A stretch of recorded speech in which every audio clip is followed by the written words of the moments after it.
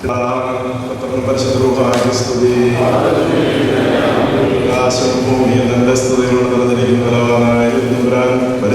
പരിശുദ്ധൻ പരിശുദ്ധൻ സ്തുതി. സർവശക്തനായ ദൈവത്തിൻ്റെ അളവറ്റ കൃപയിലും കരുണയിലും ശരണം പ്രാപിച്ചുകൊണ്ടും മലങ്കരയുടെ പരിശുദ്ധന്മാരായ പരമാഗ്രഹോബിയസിൻ്റെയും വെട്ടശ്ശേരി മണ്ഡലത്തിനുടെ മധ്യസ്ഥതയിൽ ശരണം പ്രാപിച്ചുകൊണ്ടും സകല പിതാക്കന്മാരുടെയും പ്രാർത്ഥനകളിൽ മുറുകെ പിടിച്ചുകൊണ്ടും നമ്മുടെ വൈദിക സമ്മേളനം ഔദ്യോഗികമായി ഇവിടെ തുടക്കം കുറിക്കപ്പെടുകയാണ്. അതിന് ആരംഭം കുറിച്ചുകൊണ്ട് നമുക്ക് ഒരു ഫെലോഷിപ്പിൻ്റെ ഒരു കൂട്ടായ്മയുടെ ആവശ്യകതയെപ്പറ്റി നമ്മെ ധ്യാനിപ്പിക്കുവാൻ തക്കവണ്ണം വൈദിക സെമിനാരി കുടുംബത്തിൽ നിന്ന് ഭൂരിഭാഗം അധ്യാപകരും ഈ മീറ്റിങ്ങിൽ പങ്കെടുക്കുന്നു എന്നത് സന്തോഷമുള്ള വസ്തുതയാണ്. വൈദിക സെമിനാരി അധ്യാപകരും Kottayam Nagpur saint Thomas Orthodox Theological സെമിനാരിയുടെ മുൻ പ്രിൻസിപ്പലും ഇപ്പോൾ കോട്ടയം സെമിനാരിയുടെ ഡീൻ ഓഫ് സ്റ്റഡീസുമായിരിക്കുന്ന പ്രിയപ്പെട്ട ഡോക്ടർ റജി മാത്യൂസ് അച്ഛൻ കടന്നു വന്നിട്ടുണ്ട്. അച്ഛനെ വളരെ സ്നേഹപൂർവ്വം ആദരപൂർവ്വം ഈ നല്ല പ്രഭാതത്തിൻ്റെ ധ്യാന ചിന്തകൾക്കായി സ്നേഹപൂർവ്വം ക്ഷണിക്കും. ത്രിയേക ദൈവത്തിൻ്റെ വലിയ നാമത്തിന് മഹത്വം ഉണ്ടാവട്ടെ. അഭിവന്ദരായ പിതാക്കന്മാരെ, വന്യ ബ്രഹ്മച്ചന്മാരെ, ശ്രേഷ്ഠരായ കോർപ്പിസ്കോപ്പ അച്ഛന്മാർ, സഹോദര വൈദികരെ, സിംഹാസന്മാരെ, സഹോദരങ്ങളെ, ഈ ഒരു പ്രതിഷേധ ദിനത്തിൻ്റെയും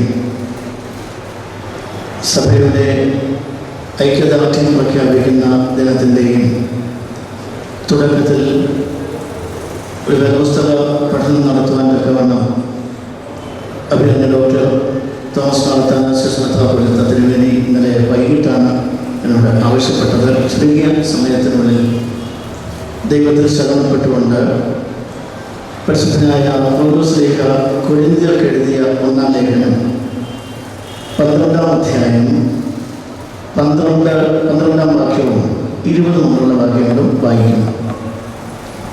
ശരീരം ഒന്നും അതിന് അവയവം പലതും, ശരീരത്തിൻ്റെ അവയവം പലതായിരിക്കെ എല്ലാം ഒരു ശരീരവുമായിരിക്കുന്നത് പോലെയാകുന്നു ക്രിസ്തു. 20 മുതലുള്ള വാക്യങ്ങൾ. എന്നാൽ അവയവങ്ങൾ പലതെങ്കിലും ശരീരം ഒന്ന് തന്നെ.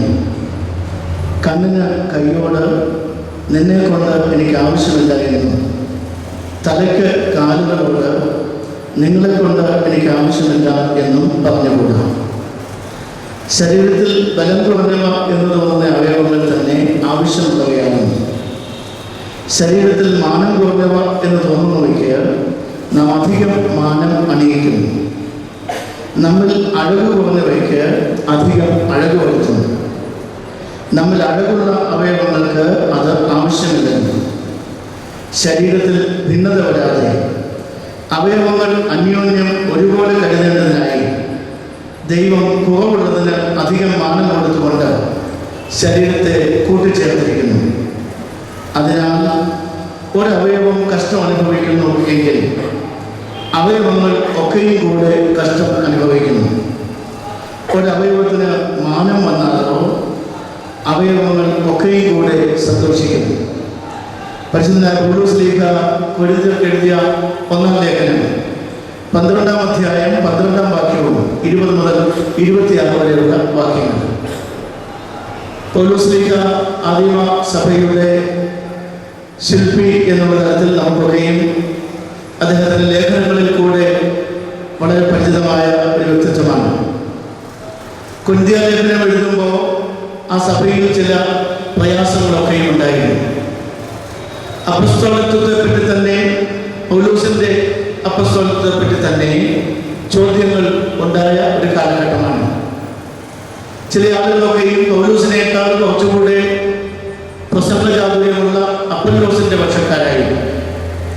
മറ്റു ചിലർ പത്രോസിൻ്റെ പക്ഷമാണ് തങ്ങൾ എന്ന് പത്രോസ് അറിഞ്ഞുകൊണ്ടാണോ എന്ന് പോലും തോന്നത്തക്ക വിധം അങ്ങനെ വേറൊരു കൂട്ടർ ക്രിസ്തുവിൻ്റെ പക്ഷക്കാരാണ് എന്നൊക്കെ പറഞ്ഞ് പല തരത്തിൽ ആ സഭയിൽ വിഭജിച്ചു തന്ന ഒരു കാലഘട്ടത്തിൽ അപ്പസ്തോലൻ ആ സഭയ്ക്ക് എഴുതുന്ന ലേഖനമാണ് 1 കൊരിന്ത്യർ ലേഖനം. സഭയെ സംബന്ധിച്ച് പറയുമ്പോൾ പൗലോസ് ശ്ലീഹ ഉപയോഗിച്ചിരിക്കുന്ന വിവിധ രൂപകങ്ങൾ അച്ഛന്മാരായ നമ്മുടെയൊക്കെ ഓർമ്മയിലുണ്ടാവും എന്ന് ഞാൻ വിചാരിക്കുന്നു. സഭ ദൈവത്തിൻ്റെ മന്ദിരമാണ് എന്നുള്ളതാണ് ഒരു രൂപകം. മറ്റൊന്ന് ക്രിസ്തുവിൻ്റെ മണവാട്ടിയാണ് എന്നാണ്. വേറൊന്ന് ദൈവത്തിൻ്റെ കൃഷിയാണ് എന്നാണ്. ഇതിൽ നിന്നൊക്കെയും ശ്രേഷ്ഠമായ ഒരു രൂപകമാണ് റോമാലേഖനം 12-ാം അധ്യായത്തിലും 1 കൊരിന്ത്യർ ലേഖനത്തിലും പൗലോസ് ശ്ലീഹ ഉപയോഗിച്ചിരിക്കുന്നത്. അത് ഒരു ശരീരത്തിൻ്റെ ഉദാഹരണമാണ് ഇവിടെ എടുത്തിരിക്കുന്നത്.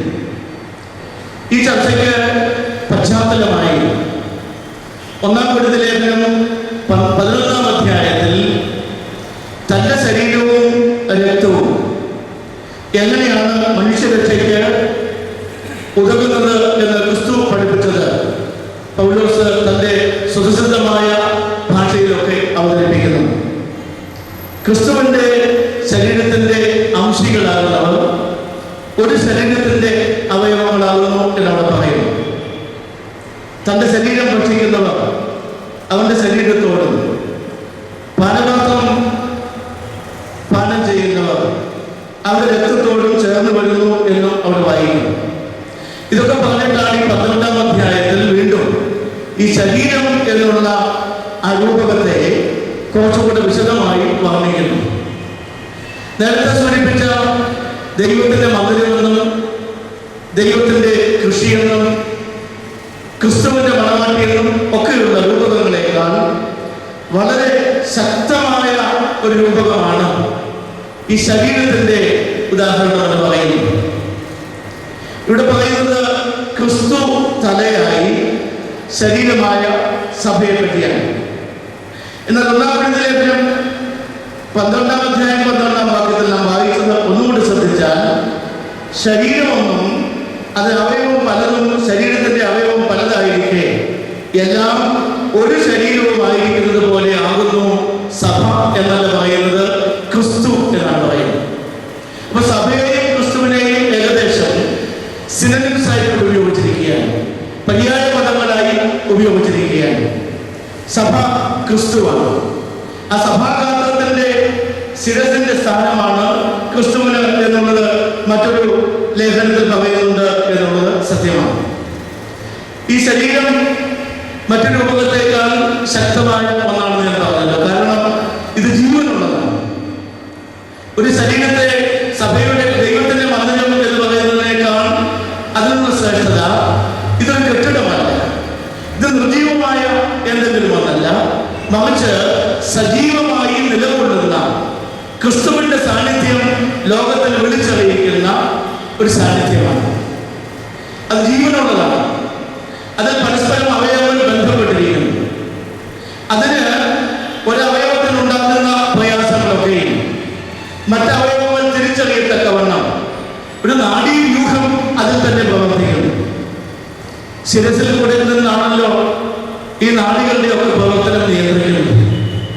കാലിന്റെ അങ്ങേ അറ്റത്തുള്ള അണിവടലിൽ ഒരു കൊതുക് വന്ന് കടിച്ചാൽ നാം ഉറങ്ങിക്കിടക്കുകയാണെങ്കിൽ പോലും നമ്മുടെ കൈ അവിടെ ഓടിച്ചെന്ന് ആ കാലിന്റെ വേദന പങ്കുവെക്കുന്നതായി നമുക്കറിയാം.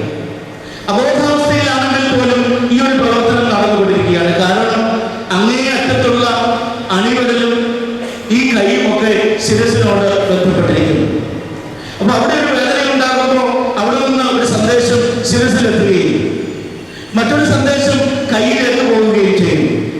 കൈ ഓടിച്ചെന്ന് ആ കൊതുകിനെ അടിച്ചുകൊണ്ട് കാലിന്റെ വേദന ഇല്ലാതെയാകും. ഇതിന് വളരെ ശ്രേഷ്ഠമായ ഒന്നാണ്. അതുകൊണ്ടാണ് ഇവിടെ താഴോട്ട് പറഞ്ഞത്. ഒരു അവയവത്തിന് മാനമുണ്ടായാൽ എല്ലാ അവയവങ്ങളും കൂടെ ആ മാനം അനുഭവിക്കുന്നു. വലിയ വലിയ ഓട്ടക്കാരൊക്കെ ഓടി ഓടി മെഡലുകൾ നേടുമ്പോൾ ആ മെഡലുകൾ സ്വീകരിക്കുന്നത് കാലിലല്ല, അവരുടെ കഴുത്തിലാണ്. കാലിന്റെ ബലം കൊണ്ടും കാലിന്റെ ശക്തി കൊണ്ടും ഒക്കെയാണ് പൊടിയും ചാടിയും ഒക്കെ നേട്ടങ്ങൾ കൈവരിക്കുന്നത്. പക്ഷെ മെഡലുകൾ അണിയുന്നത് കഴുത്തിലാണ് എന്നുള്ളത് നാം ഓർത്തിരിക്കണം. അപ്പൊ ഒരവയവത്തിന് മാനമുണ്ടാകുമ്പോൾ എല്ലാ അവയവ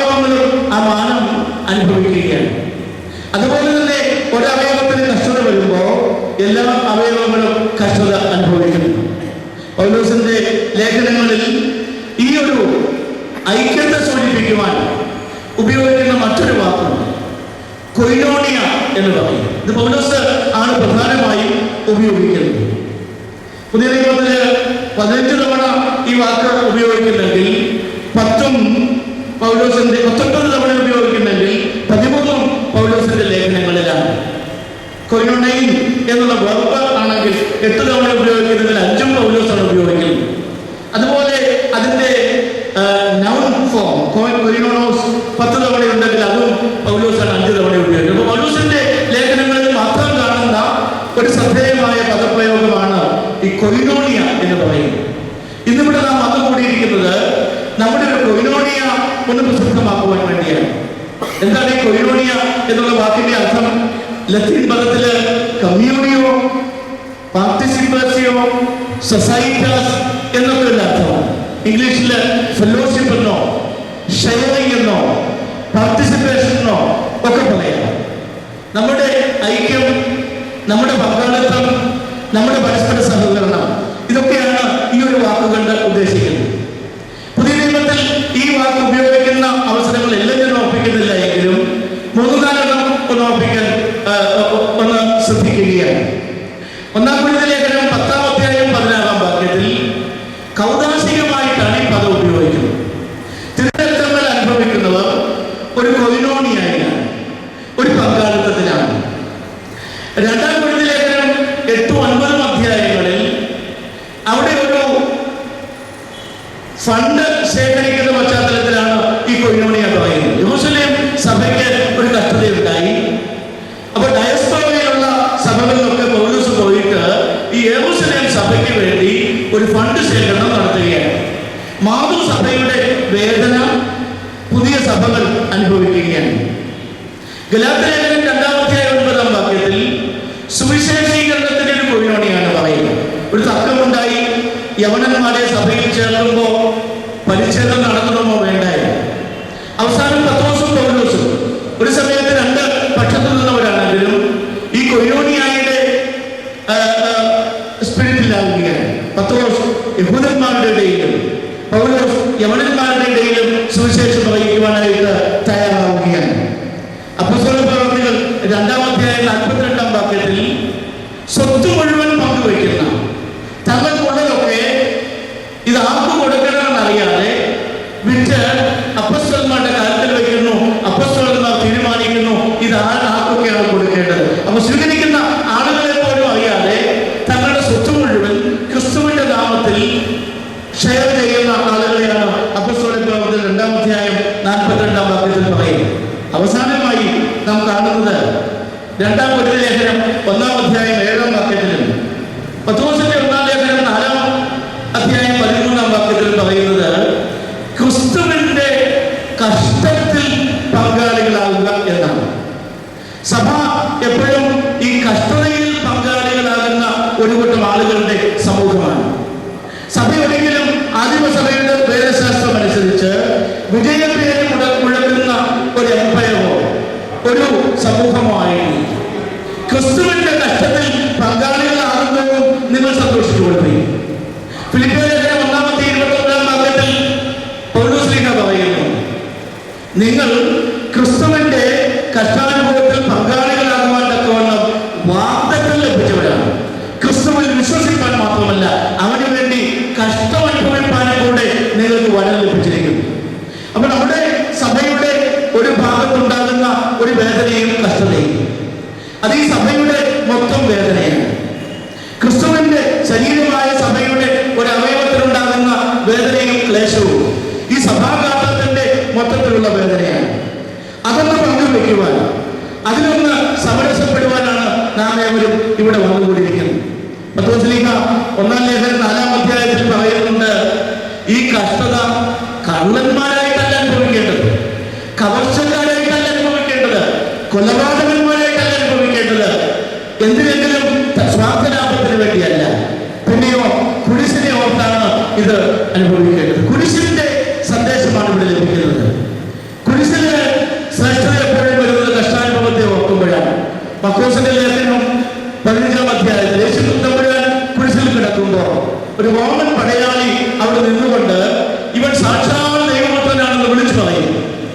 സാഹചര്യം കണ്ടുപിടിക്കുന്നില്ല. പക്ഷേ അവിടെ നടക്കുന്നത് വേദനയോടെ എന്റെ ദൈവമേ, എന്റെ ദൈവമേ, നീ എന്നെ കൈവിട്ടത് എന്ത് എന്ന് നിലവിളിക്കുന്ന ക്രിസ്തുവിനെ നോക്കി. ക്രിസ്തു ആരാണ് എന്ന് അതുപോലെ മനസ്സിലാകാതിരുന്ന ഒരു റോമൻ പടയാളി പറയുന്നു, ഇവൻ സാക്ഷാൽ ദൈവപുത്രനാകുന്നു. അതുകൊണ്ട് സഭയുടെ അടിസ്ഥാനപരമായ ഭാവം കഷ്ടതയുണ്ട് എന്ന് നാം മറന്നു പോകരുത്. അതുകൊണ്ടാണ് ഞാൻ പറഞ്ഞത്, സഭ വിജയഭേദി കൊടുക്കുന്ന ഒരു സമൂഹമല്ല, മറ്റാരെയെങ്കിലും ആരുടെയെങ്കിലും നീതി കവർന്നെടുക്കുന്ന ഒരു സമൂഹമല്ല, ആരെയെങ്കിലും അടിച്ചമർത്തുന്ന ഒരു സമൂഹമല്ല. എന്നാൽ അടിസ്ഥാനപരമായി ക്രിസ്തുവിന്റെ ഗാത്രമായ ഈ സഭയുടെ അവകാശങ്ങളും സംരക്ഷിക്കുവാൻ, ഈ സഭയുടെ അന്തസ്സം സംരക്ഷിക്കുവാൻ മൗനമായിട്ടെങ്കിലും ശാന്തമായിട്ടെങ്കിലും കഷ്ടത അനുഭവിച്ചുകൊണ്ടാണെങ്കിലും നാം ഒരുമിക്കുന്നത് തീർച്ചയായും സുവിശേഷ പ്രകടനത്തിന് മുഖാന്തരമായി തീരും എന്ന് മാത്രം ഓർപ്പിച്ചുകൊണ്ട് എന്റെ വാക്കുകൾ ചുരുക്കുന്നു. അഭിവന്യരായ പിതാക്കന്മാരെ, മലങ്കര സഭയുടെ അൽമായ trustee Shri MG George Muthoot, ബഹുമാന്യരായ കോർബിസ്കോപ്പാച്ചന്മാരെ, റമ്പാച്ചന്മാരെ, മലങ്കരയുടെ വിവിധ കോണുകളിൽ നിന്നുകൊണ്ട് മലങ്കര സഭ ഒറ്റക്കെട്ടാണ് എന്നുള്ള സന്ദേശം സമൂഹത്തിന് നൽകുവാനോളം കടന്നു വന്നിരിക്കുന്ന വന്യരായ ആചാര്യശ്രേഷ്ഠന്മാരെ, നിറഞ്ഞ സന്തോഷത്തോടും എന്നാൽ അതിലേറെ വേദനകളോടും കൂടിയൊക്കെയാണ് ഈ വേദിയിൽ ഇപ്പോൾ നിൽക്കുന്നത്.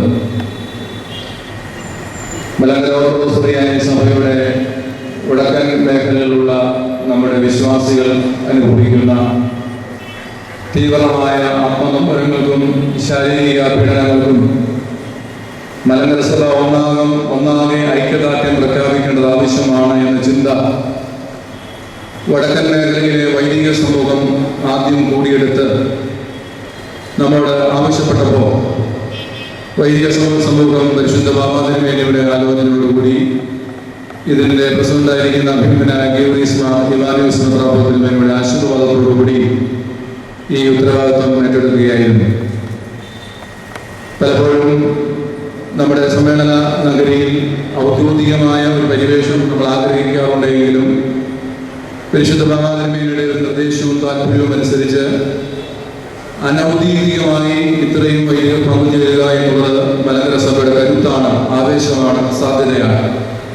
ചില വൈദികരെങ്കിലും എന്നോട് ആവശ്യപ്പെട്ടു, ഒരു കൽപ്പനയുണ്ടായിരുന്നെങ്കിൽ നന്നായിരുന്നതിനെ ഞാൻ ആവശ്യപ്പെട്ടുവെങ്കിലും പരിശുദ്ധ ബാബാതിരുമേനി പറഞ്ഞു, അല്ലാതെ നമുക്കൊന്ന് കൂടുവാൻ കഴിയുന്നത് മലങ്കര സഭയുടെ ശക്തിയുടെ സ്രോതസ്സിന്റെ ഏത് സാഹചര്യങ്ങളിൽ വിളിച്ചാൽ കടന്നു വരുന്നു എന്നൊരു വൈദിക സമൂഹമുണ്ട് എന്നുള്ളത് പരിശുദ്ധ ബാബാതിരുമേനിയുടെ തുടർന്നുള്ള പ്രവർത്തനങ്ങൾക്കൊക്കെ ശക്തിയും ഊർജവുമാണ് എന്ന കാഴ്ചപ്പാടുകൂടിയാണ് അങ്ങനെ ഒരു മീറ്റിംഗ് ഇവിടെ ക്രമീകരിക്കപ്പെട്ടത്. എങ്കിലും ഒരു നല്ല പ്രതികരണം പല ഭാഗങ്ങളിൽ നിന്നും, പ്രത്യേകിച്ച് നമ്മൾ ഈ യോഗത്തിലേക്ക് കേരളത്തിനുള്ളിലെ ഭദ്രാസനങ്ങൾ, പ്രത്യേകിച്ച് മലബാർ, ബത്തേരി, കുന്നംകുളം ഈ മേഖലയിൽ നിന്നുള്ള വൈദികർ വളരെ ദൂരം യാത്ര ചെയ്യുന്നുണ്ട് ആഗ്രഹിച്ചില്ലായെങ്കിലും പരിശുദ്ധ ബാബാതിരുമേനിയുടെ പ്രത്യേക നിർദ്ദേശപ്രകാരം കുന്നംകുളം ഭദ്രാസനത്തിന്റെ പ്രതിനിധികൾ ഈ മീറ്റിംഗിൽ പങ്കെടുക്കുന്നു എന്നുള്ളതുകൊണ്ട് പരിശുദ്ധ പിതാവ് വളരെ ശ്രദ്ധയോടെയാണ് ഈ കാര്യങ്ങൾ കൈക്കൊള്ളുന്നത്. രാവിലെ എന്നെ വിളിച്ചിട്ട് ഈ വൈദിക സമൂഹം ഇവിടെ പങ്കെടുക്കുന്നവരും പറയണമെന്ന് ആവശ്യപ്പെട്ടതുകൊണ്ട് അത് പരസ്യമായി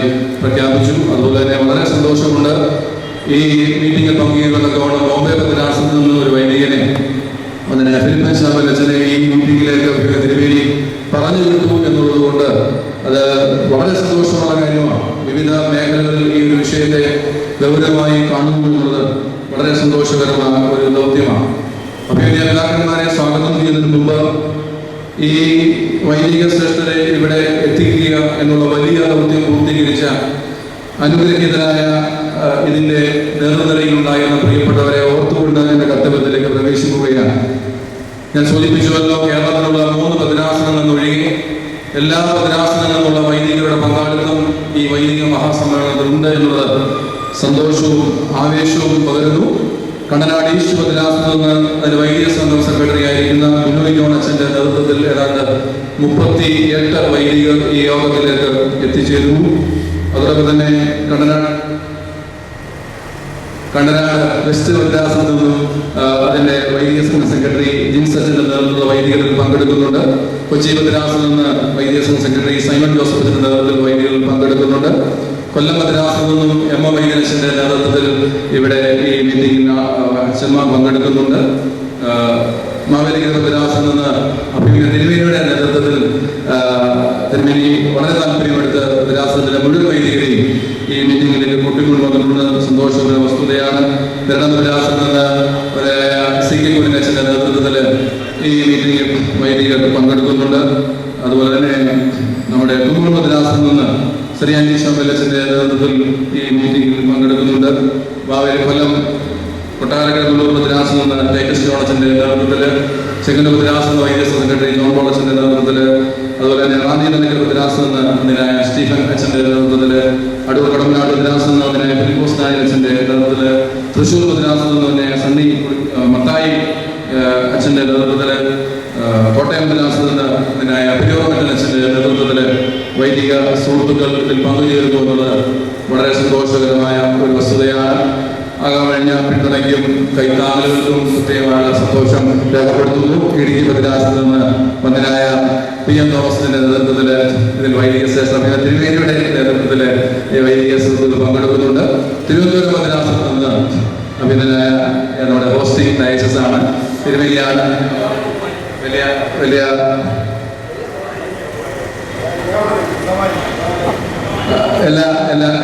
എല്ലാ വൈദികരും പങ്കെടുക്കുന്നുണ്ട്. അങ്കമാലി ഡയസിസിൽ നിന്നും അഭിമുഖ തിരുമേനിയുടെ നേതൃത്വത്തിൽ വൈദികർ പങ്കെടുക്കുന്നു. ഞാൻ പറഞ്ഞത് എല്ലാ മേഖലകളിലും വൈദിക പങ്കാളികളുണ്ട് എന്നുള്ളത് ഉറപ്പാക്കാൻ വേണ്ടി ഞങ്ങൾ ശ്രദ്ധയിലേക്ക് കൊണ്ടുവരാൻ വേണ്ടി പറഞ്ഞു എന്ന് മാത്രം. ഞാൻ ദൗത്യത്തിലേക്കും നിയമത്തിലേക്ക് പ്രവേശിക്കട്ടെ.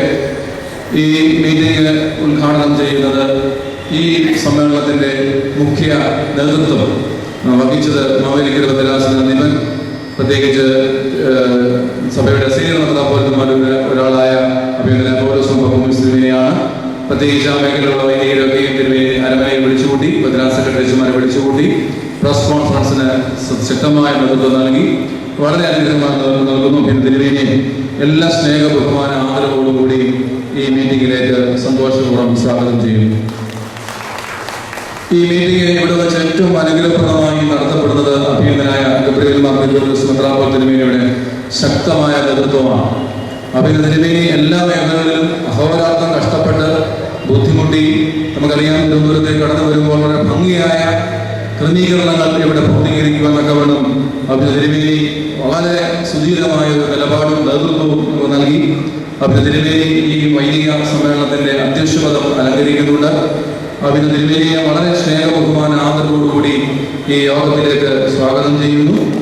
അതോടൊപ്പം തന്നെ ഈ സമ്മേളനത്തിന്റെ വിജയത്തിനായി തിരുമേനിയോടൊപ്പം പ്രവർത്തിച്ച സഭാ മാനേജിംഗ് കമ്മിറ്റി അംഗം ശ്രീ ബാബു പാറയുടെ സംഭാവനകൾ നിസ്തുലമാണ്. അദ്ദേഹം വളരെയേറെ കഷ്ടപ്പെട്ട്, അതോടൊപ്പം തന്നെ ശ്രീ ജേക്കബ് ജോൺ സാറിന്റെ സേവനവും വളരെ അളവറ്റതാണ്. അതുപോലെ ഇടവേള ട്രസ്റ്റി ആയിരിക്കുന്ന കുര്യൻ മാത്യു സാറിന്റെ സേവനവും വളരെ ശ്രദ്ധേയമാണ്. ഇടവേള വികാരിയായ പി എം ജോസഫിന്റെ സേവനങ്ങളും അസിസ്റ്റന്റ് വികാരിയച്ഛന്റെ സേവനവും നന്ദിപൂർവ്വം ഓർത്തുകൊണ്ട് എല്ലാവരെയും ഈ മീറ്റിംഗിലേക്ക് സ്വാഗതം ചെയ്യും. ഈ മീറ്റിംഗിലെ ഒരു പ്രേരക ശക്തിയായി വർദ്ധിച്ചത് നമുക്ക് പ്രിയങ്കരനായ വന്യനായ തോമസ് മത്താനസ് മെത്രാപ്പോലീത്ത തിരുമേനിയാണ് തൻ്റെ വൈദികരുടെയും തൻ്റെ ജനങ്ങളുടെയും വേദനകളിൽ മലങ്കര സഭയുടെ ഒരു ഐക്യദാർഢ്യവും ഒരു കൂട്ടായ്മയും ആഗ്രഹിച്ചത്, പ്രതീക്ഷിച്ചത്. ഈ മീറ്റിംഗിന് വേണ്ടി വളരെയേറെ ത്യാഗപൂർണമായ നിലപാടുകൾ കൈക്കൊണ്ടത്. ഈ മീറ്റിംഗ് വിജയത്തിലെത്തിക്കുമെന്നൊക്കെ വേണ്ട ഉത്തേജനവും പ്രയാസഘട്ടങ്ങളിൽ സ്വാതന്ത്ര്യങ്ങളും ഒക്കെ നൽകിയിട്ടുള്ളത്. ഈ സംഘാടന വേളയിൽ പലപ്പോഴും പ്രയാസങ്ങൾ പകർന്നിരുന്ന നിമിഷങ്ങളിൽ പലപ്പോഴും പതറി പിന്മാറാൻ ആഗ്രഹിച്ച നിമിഷങ്ങളൊക്കെ കരുതായി, താങ്ങായി, തണലായി അഭിനന്ദന തിരുമേനി നിന്നു എന്നുള്ളത് വളരെ സന്തോഷമുള്ള വസ്തുതയാണ്. അഭിനന്ദന തിരുമേനി വളരെ സ്നേഹപൂർവ്വം ഈ മീറ്റിംഗിലേക്ക് സ്വാഗതം ചെയ്യുന്നു. വളരെ സന്തോഷമുണ്ട് അഭിനന്ദനായ തേവദോസ്യോസ് തിരുമേനിയുടെ സാന്നിധ്യം. ഇടുക്കിയിൽ നിന്ന് വളരെ ദൂരം യാത്ര ചെയ്ത് ഈ മീറ്റിംഗിൽ പങ്കെടുക്കുമെന്നൊക്കെ ഉള്ള പ്രതിജ്ഞാബദ്ധമായ തീരുമാനം അഭിനന്ദന തിരുമേനി കൈക്കൊണ്ടതിൽ മലങ്കര സഭയിലെ വൈദിക സമൂഹം ആകമാനം സന്തോഷിക്കുന്നു. വളരെ സ്നേഹപൂർവ്വമായ ആദരവോടുകൂടി അഭിനന്ദന തിരുമനസിനെ ഈ മീറ്റിംഗിലേക്ക് സ്വാഗതം ചെയ്യുന്നു.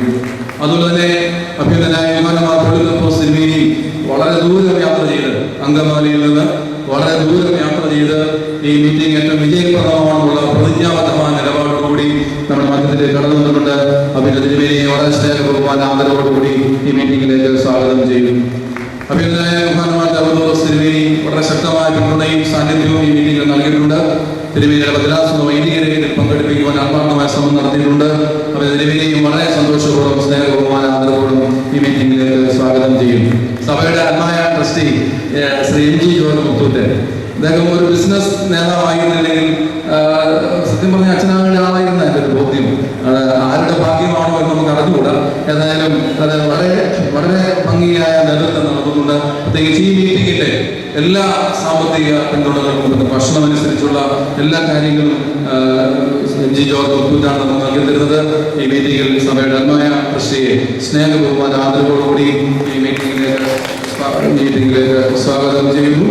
അതുപോലെ തന്നെ സഭയുടെ വൈദിക ട്രസ്റ്റി കടന്നു വരും, യാത്രയിലാണ്, എത്തിച്ചേരും.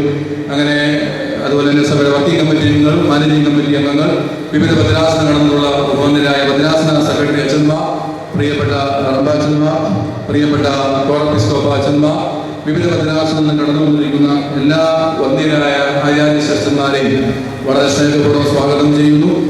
വലിയ സന്തോഷവും അഭിമാനവും നമുക്കിവിടെ ഉണ്ട്. കാരണം അതുപോലെ തന്നെ മാമലശ്ശേരിയിൽ നിന്ന് പ്രശ്നബാധിത പ്രദേശങ്ങളിലുള്ള വിശ്വാസികളും നമ്മുടെ മീറ്റിങ്ങിനെ പറ്റി കേട്ടതിന് ഇവിടെയൊക്കെ കടന്നു വന്നിട്ടുണ്ട്. നമ്മുടെ പങ്കാളിത്തം അവർ നൽകുന്ന ആശ്വാസവും സാന്ത്വനവും വളരെ വിലപ്പെട്ടതാണ്. നമ്മുടെ ഈ മീറ്റിങ്ങിനെ പറ്റി കേട്ടറിഞ്ഞ് അവർ തിരുവനന്തപുരത്തേക്ക് കടന്നു വന്ന കാര്യം വളരെ സന്തോഷപൂർവ്വം അറിയിക്കുന്നു. അല്പമായോ അധികമായോ ഇതിൽ സഹകരിച്ച എല്ലാവരോടുള്ള നന്ദി തുടർന്ന് രേഖപ്പെടുത്തുന്നു. ഞാൻ വാക്കുകൾ അവസാനിപ്പിക്കുകയാണ്. ഒരു വലിയ സന്തോഷം നമുക്കുണ്ട്. വൈദിക സമൂഹം കാലോചിതമായി ചിന്തിക്കുകയും കാലഘട്ടത്തോട് പ്രതികരിക്കുകയും കാലത്തിന്റെ സൂചനകളെ തിരിച്ചറിയുകയും മലങ്കര സഭയുടെ ആവശ്യങ്ങളിൽ നമുക്കൊക്കെ വ്യത്യസ്തങ്ങളായ അഭിപ്രായങ്ങളുണ്ട്, വ്യത്യസ്തമായ കാഴ്ചപ്പാടുകളുണ്ട്. പക്ഷെ വ്യത്യസ്തങ്ങളായ അഭിപ്രായങ്ങളും വ്യത്യസ്തമായ കാഴ്ചപ്പാടുകളും മാറ്റി നിർത്തി സഭയാകുന്ന മാതാവിന്റെ ആരോഗ്യത്തിന് വേണ്ടി, അതിന്റെ സ്വാതന്ത്ര്യബോധത്തിന് വേണ്ടി, അതിന്റെ നിലനിൽപ്പിന് വേണ്ടി, അത് തേജസ്വിനിയായി മലങ്കര സഭയിലും പൊതുസമൂഹത്തിലും ഏറ്റവും വിശുദ്ധമായ സാക്ഷ്യം എതിർവാനൊക്കെ വേണം സഭയെ ശക്തിപ്പെടുത്തുവാൻ. നമുക്കറിയാം, ചുവരില്ലാതെ നമുക്ക് ചിത്രം വരയ്ക്കുവാൻ കഴിയില്ല.